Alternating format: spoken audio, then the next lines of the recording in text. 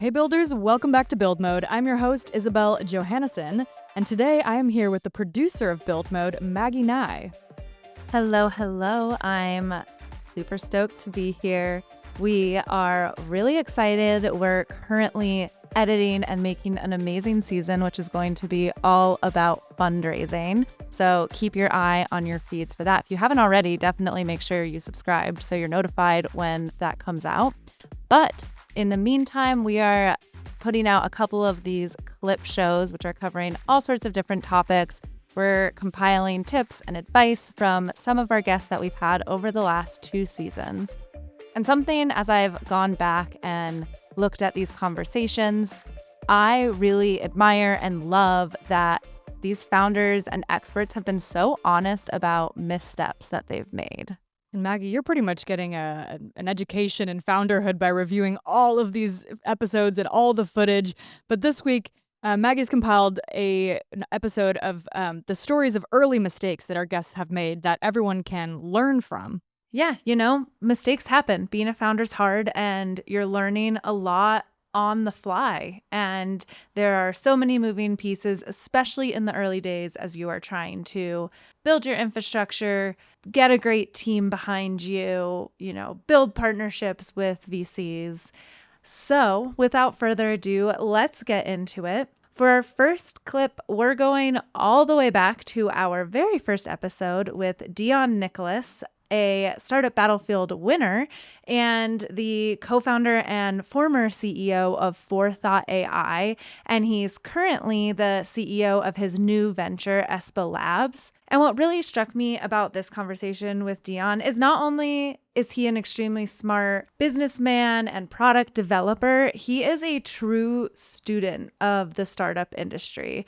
I really suggest going back and listening to this full episode because he walked us through how he let failed iterations really lead him in the right direction for Forethought that not only led to a dedicated user base, but a very successful exit to Zendesk. So in this clip, he shares his mantra or idea or rules or whatever you want to call it that he found to help guide himself and his team when they're trying to find product market fit. Okay, so I have 2 rules of product. The first is this: the first thing that happens when you launch a product is nobody uses it. Okay, Great. that is rule number 1. And the second rule is that any product is within 7 iterations of a successful product. These are all made up. Like it's just like all the numbers are made up, but it's like weirdly freeing, and I think actually more accurate to think this way. Because most founders, I myself in the same way, I used to be this way. Like if you have like a lot of cool ideas, you're like, I like this technology, you end up thinking if you build it, they will come. Like you just build it, you launch the product and everyone's going to come. And, so what ends up happening is you build the product that would exist if you had like 1 million users. Let's take like a social network, for example. When I was at Facebook, Meta, I was thinking about social networks and just like kind of the dynamics of that. If you were to launch a social network, or if you ask a founder who's building a social product, the first thing they'll show you is the feed and like all of the features that assume there are users on the app. But the truth is that the first thing that happens when you launch, if you were to launch a new social network, is nobody uses it. And so you would have to build a single player version of the app or something that has utility for that core audience before you build the version of the app that has 1 million users. And that's true. That cold start problem is actually true in like every industry. And it's also kind of goes back to this like launch, go talk to your users. That's really all that matters. And you actually don't know beforehand what the behaviors of the users are going to be. And so it's like this like weirdly freeing mantra I have. I mean, I made it up. It's fake, but like it's like something I tell founders all the time, which is like, look, if you knew that you were within 7 iterations of the right product, what would you do? And you know that the first product you launch is not going to work.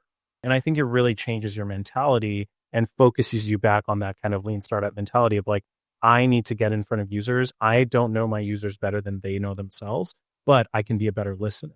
I can learn and like iterate and build and repeat. So that's kind of like my approach to finding product market fit, so to speak. Yeah, no, but that's interesting. And I think it must be really freeing, right? Because I know a lot of founders, and I hear this all the time, that their company is their baby, and they're so protective of it, and I don't want to launch it to the world until it is perfect, right? But what does perfect mean? And knowing that, I'm going to allow myself 7 iterations of this, 7 whatever failures. I don't like putting it as failures, but 7 iterations before I even expect myself to, or our company to get there. And I think that can lift a lot of founder anxiety, which is what we're aiming to do here today. Here we go. It's build mode. So obviously here at Build Mode, we know building the product is extremely important, but hiring the right team to help bring that idea to life is absolutely paramount. So next up, you're going to hear from Jasper Carmichael-Jack, the co-founder and CEO of Artisan, the AI company that, despite being most well known for their very divisive Stop Hiring Humans campaign, does in fact hire quite a few humans. Jasper is a young founder, and like so many founders early in their career, he's learning as he goes, especially when it comes to hiring and firing and keeping his team happy. I've made a lot of hiring mistakes. Like a lot in every single role. Yeah, I feel like you learn new things about hiring every time you make a hire and it fails. I think we've probably hired over 100 people to have the 40 people that we have now, just from either having to fire a lot of people or from people leaving and going to other companies. Like you learn a lot every time you hire someone that doesn't work out. You're like, okay, I need to readjust in this method. But well, let's talk about some of those learnings, because I think there's a lot of really interesting kind of probably lessons that other founders would love to hear from this. So what are some of the sort of key mistakes you learned early on? Yeah, one can be logo shopping. Like if you're like, oh, they worked at Google, they must be good. Or, oh, they went to Harvard or Stanford or MIT, they must be good. And then not actually take into account that they didn't seem that great in the trial task or in the interview process. Done that a few times, never really works out. I think you can kind of sense someone's raw intelligence when you speak to them. You've got to index on that, and index on the work that they've done and the work that you perceive they're going to be able to do, not taking into account just the logos that they have on their CV. Yeah, but it's interesting you say that, because I mean, I know you're pretty young. I'm fairly young myself, but like when you're hiring someone who's fresh out of college, it's really difficult when they don't have any experience. I mean, how do you have, is the team generally younger? They're a bit younger, but I don't think anyone that I've hired fresh out of college has not worked out. Because I think when someone's fresh out of college, you're really judging them purely based on how they speak to you and how they communicate and what they do in a trial task, which kind of makes it easier because you don't have your judgment clouded. You're not looking at, oh, they worked at Netflix the past 2 years, so they must be amazing. So whenever I've hired someone either in college or fresh out of college, I think it's always worked out, unless I'm forgetting the time that it didn't work out. Interesting. Yeah. And I mean, what other mistakes have you made? I mean, I think so, obviously logo shopping, but there must be others. Let me think. Okay, so logo shopping was a huge mistake. Hiring people who are either too senior or not senior enough. It's like this impossible Goldilocks zone where you don't want someone who's 3 stages ahead of where you're at right now, because inevitably they're not going to be able to deal with how small your company is.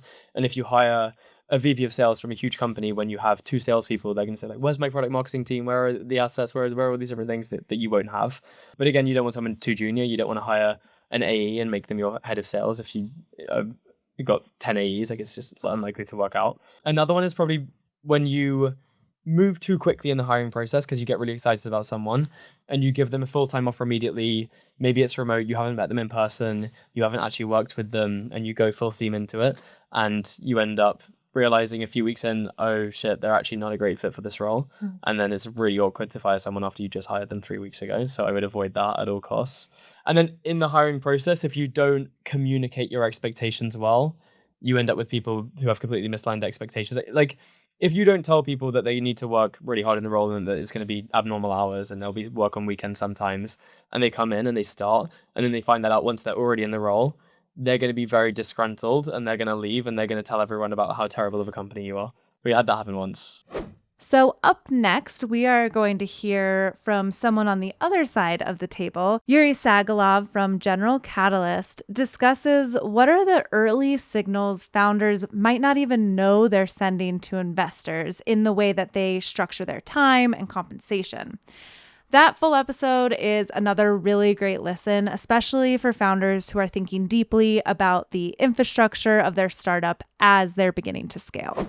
I hear a lot of founders that, are waiting to leave their big cushy tech jobs until they raise their first round or until they hit some, specific milestone. What have you seen with founders that are kind of waiting until they get funded? Or do you prefer as an investor to see them take that plunge and put the risk on themselves? I think it depends a little bit on circumstances. So if you have a family, it's hard to leave a job before you have a little bit more certainty. If you're on a visa, you legally may not be able to leave a job until you have the funding situation figured out.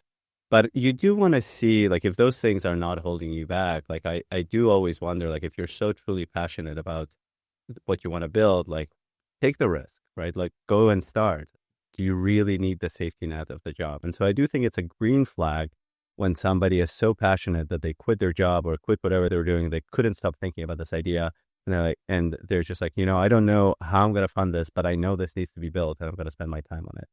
With the caveats of, like, sometimes it's just not possible for a variety of reasons. Yeah. And I mean, it's a huge risk. It's one that I would be scared to take. So I completely understand that founders would be hesitant. But I've also heard from VCs that, that's a red flag for them. So I'm glad to hear that, it's circumstantial and people, will look at the whole picture. Are there any other sort of, as you're looking at very early stage companies, green flags, red flags that you look for in terms of the very, very base of the structure, things that are difficult to reverse later, right? I think that anything that's non-vanilla from a formation documents perspective is always a bit of a red flag. It could be like non-standard vesting structures. It could be weird incorporation locations. It could be any number of those things. And the part of the thing that I always wonder is that, like, is this really where you want to be innovating in your business? There's thousands of startups. There are lawyers in the Valley who specialize in this. The documents at this point are at the point where you can literally go on something like Clerky and do one-click incorporation, and every VC in the Valley knows that this is standard.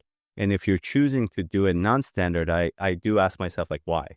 Right? Is that the most important thing to your business? So that's often a bit of a red flag just on the legal side of things. So people are really trying to innovate in their company structures from that stage? Yeah, I think it's usually a mix of bad advice. Like, somebody will give them some cookie cutter or like fortune cookie advice, rather, of like, I wish I had 1 year vesting, 2 year vesting instead of 4 year vesting, or no cliff. Like, why would you do a cliff? But I think that, like, the more you keep that stuff vanilla and don't, like, that is truly not where you want to spend your time as a founder. Right? Like, build your business, build the product, get customers. The legal stuff for 99.9% of founders is standard for a reason at this point. To Yuri's point, there are plenty of resources for founders to set up the legal structures and compensation infrastructure for their early employees. And the clip you're going to hear next is somewhat of a cautionary tale from a founder that perhaps didn't outsource these tasks early enough.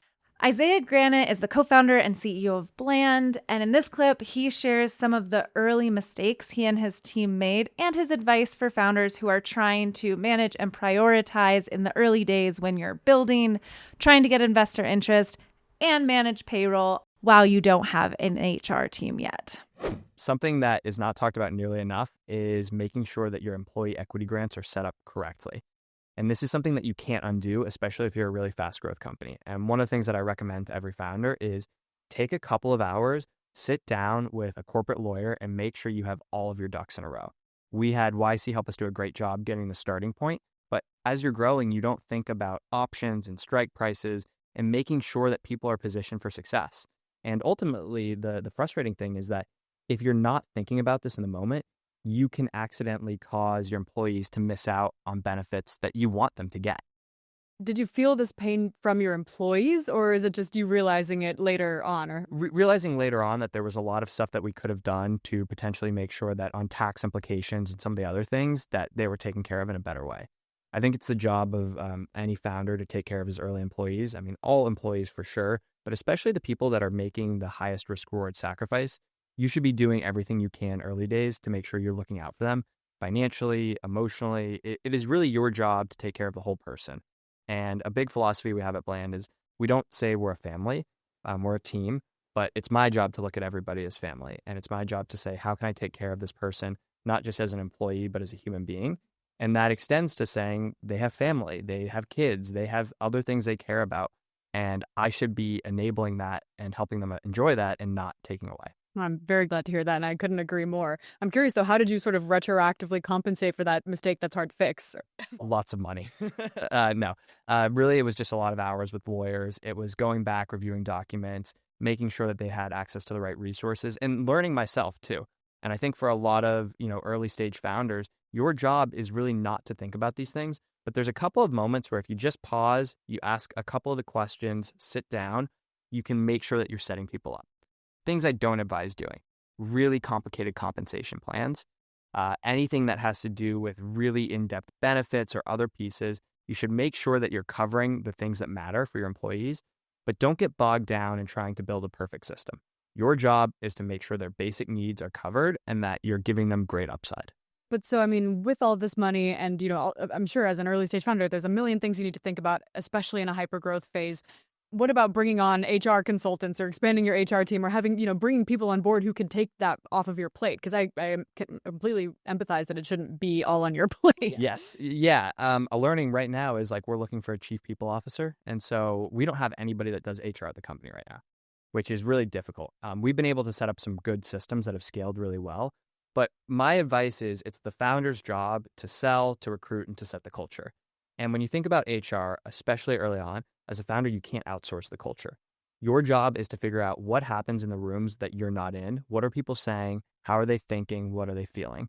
And to me, I think a great piece of advice I got was culture is what you call out and what you don't call out.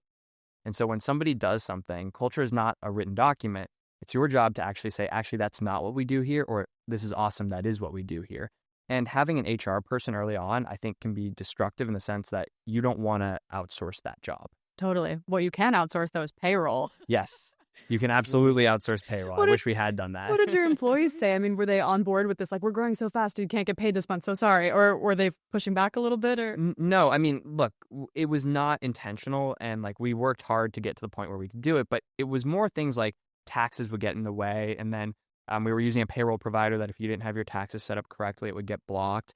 And so a lot of it was just communicating really clearly, like, hey, guys, I chose to focus on this deal instead of unblock XYZ thing. And I'm going to make sure that this is taken care of. We're going to get it done right. But I want you to have the clarity. And also making sure is like you understand the situation that your employee's in and you're close enough to be able to say, hey, I know the impact that my actions are having or could have on this person. And the people that we had at this stage were young, they were scrappy, and they were on board to say, let's just focus on getting done what we need to, and we'll put out the fires as we have to. So the types of early mistakes Isaiah was talking about were largely within his control. It's about decision-making, communication, prioritization. But our next clip is about riding the wave of changing markets and managing a team through industry-wide changes. Ayal Yogev, the founder and CEO of Anjuna, raised in early 2021, and the company grew quickly before the tides turned in 2022, and the changing VC landscape led to layoffs and major strategic changes for the company. If you haven't already listened to the full interview, it's a really insightful conversation, not only about how to survive a turbulent time in the industry, but how to make cuts in the most compassionate way possible and still care for all of the people on your team. That way. So we kind of started building up that team in anticipation of, customer deals. We ended up in, 2021 as things were, and everybody was growing fast. It was about, how fast can we grow? When we hired a large sales team, we hired a bunch of customer success people to go service the customers that are going to come. And then 2022 happened and the market just stopped. And, we didn't kind of reach the numbers we were hoping to reach. We ended up having to cut back the company in a significant way. And that meant cutting back on customer success as well. Actually, as we started kind of coming out of that, we basically hired, once we signed the contract, then we go out and hire somebody. And usually when you sign a contract with a very large, a large bank or a large, payments company or, government, work with government service providers. And they tend to be once they sign a contract, it's a very long-term contract. So, years. And because we only hire once we sign the contract, there's less need to kind of cut back because we're not kind of leaning too much over our skis, hiring ahead of where we actually need people. And then if things don't materialize, we then have to cut back. So is that a strategy you implemented post 2022 or was yes, that is post. That's one of the Okay. lessons learned after, that entire, experience. Okay. And so give a little bit more context to what exactly happened in 2022. So I think if I kind of go back to 2020 and 2021, and again, we're a venture-backed company. So kind of what everybody was looking for, it wasn't about, how efficient you are with your money and how efficient your sales process is. It was all about growth back in 21 and, how fast can you grow? And can you, double every year? Can you triple every year? Can you really grow super, super fast? Can you 10x every year, right? Can you go really, really fast and burn as much money as you? There's always going to be the kind of the feeling in 21 was there's always going to be more money. Like, don't worry about how much you, that was exactly the feeling. And to some extent, I think there was a lot of, and again, I've talked to a lot of founders about this. There was a lot of sort of like, especially people that kind of been through that cycle before and kind of seen how quickly that can change. But the problem was if you try to be more, say, call it conservative with how much you spend and grow a little slower, then it would have been harder for you to raise the next round because nobody valued, investors just wouldn't value that. They only valued how fast you can grow. So there was this huge push on everybody to just grow as fast as you can. And that meant basically building a very large, especially for us, we're in B2B sales, right? We sell to large enterprise. So it's just building a very large sales team. And every seller needs a bunch of support system, like a team around them, right? They need a sales engineer and they need, a sales development person. They need, marketing resources. And then, once they sell, they need customer success. So you kind of build that huge team in anticipation for growth. And then basically 2022, the music kind of stopped, right? We had the financial crisis. Everybody was kind of stopping to reassess. And it was true with the customers where a lot of them, even kind of you're kind of in the process. And then they say, you know what, we just don't know what's going on. We have to stop everything.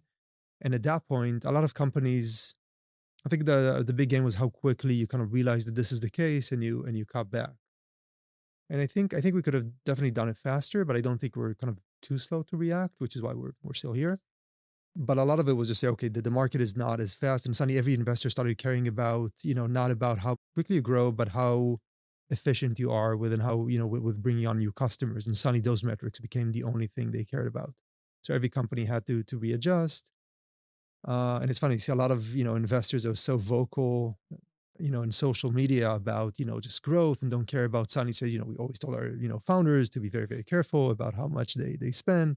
They kind of completely changed the tune. And so everybody had to adjust. And that meant basically cutting back. And again, we ended up doing, it's funny, every time you cut back, you do a riff, which is an insanely painful experience and happy to, it's painful for pretty much everybody involved in the process, obviously. Just a horrible experience. But you always think that you've kind of cut back enough, or kind of even more than you needed to. But like it was true for us, but I've seen so many people that end up doing a second one because, once you've cut once, you realize actually I haven't cut deep enough and I had to go and do this again. So we end up doing it twice, which again is to some extent even worth, right? There's only so much, I'm going to build trust with your team, right? When you grow and doing a riff takes away some of that trust, and doing it riff twice takes away even more, I think the second one kind of hurts even more in many ways. For this final clip, we're going to leave you with some very salient advice from Sarah Lucena, the co-founder and CEO of Mappa, an AI company that uses voice analysis to match job candidates with companies.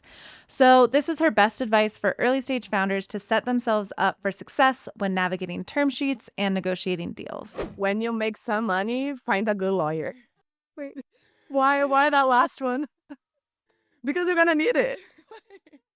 That's the truth. You're gonna need it. Like it's tricky navigating term sheets and deals and the multiple and different stakeholders. And it's not that anybody's there, to get you. Nobody's there to get you, but everybody it's navigating their own, journeys and interests. And it's important that you give yourself the tool and the resources to navigate at the same level. And I say that because sometimes as founders and especially as female founders, we enter the game, and I will use this word for lack of a better word. We enter the game thinking that, we are not seeing eye to eye with other players in the industry. And I guess like one of the things that helped me gain the confidence and sit with, more strength on the table I created was giving myself the resources to navigate those relationships and understanding them better. So I think like everyone needs a great lawyer. I could not agree more with Sarah. A good lawyer is essential for any founder. And just a quick plug, be sure you're subscribed to this feed because in our next season, we're going to be talking with a lawyer and a founder in her own right about navigating term sheets and the tools every founder should have in their back pocket to make sure that they are setting themselves up for success legally. But for now, that's it for this Best of Build Mode episode. Be sure you are subscribed to us wherever you like to listen to podcasts. Give us a like, check us out on YouTube, leave us a review, and we will see you right back here next week. Build Mode is a TechCrunch podcast. Each episode is produced and edited by Maggie Nye and hosted by me, Isabelle Johannesen. Our art and design is also by Maggie Nye. A big thanks to Morgan Little, who leads our audience development, the Foundry and Cheddar video teams, and most of all to you, the builders, and everyone else in the wider startup community. We'll see you back here next time.